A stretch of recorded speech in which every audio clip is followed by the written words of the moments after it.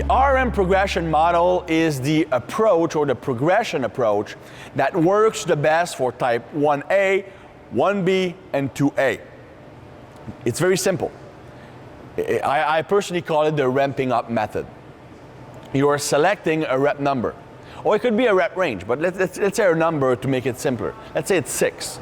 Well, what I do is I start at a decent weight, but still conservative. And my goal is to work up to the maximum weight I can lift for that prescribed number of repetition.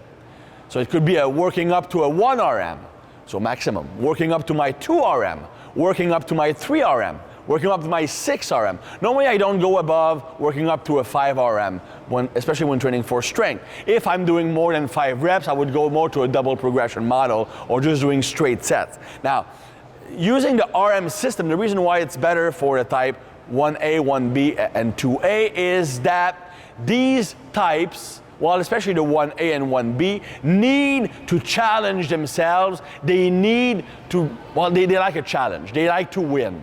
They like to win a competition against themselves or others. So working up to a maximum, it gives them what they want, challenging themselves to do better, to win the workout.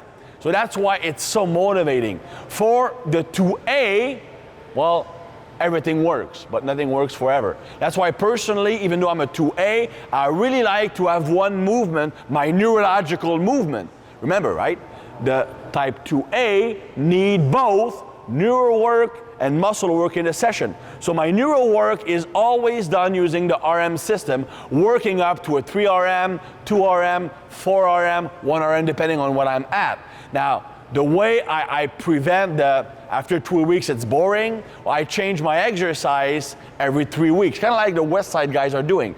So for example, for 3 weeks, I might ramp up to a 2 RM on a bench press from pins. For 3 weeks, I will ramp up to a 2 RM for a floor press, basically rotating the exercise. To me, it gives me the challenge, neurally speaking, and also my need for variation by changing the exercises. The type 1A doesn't need to change the exercises as much. In that case, you could work up to a 3 RM 1 week, 2 RM 1 week, 1 RM 1 week, and then start over again with the same movement. As long as they're working above 90%, the type 1A doesn't need to change exercises. The type 1B needs to change the exercises. So they would use an approach very similar to mine, changing the exercises every 2 weeks or every 3 weeks, ramping up to a 2, 3, or 4 RM.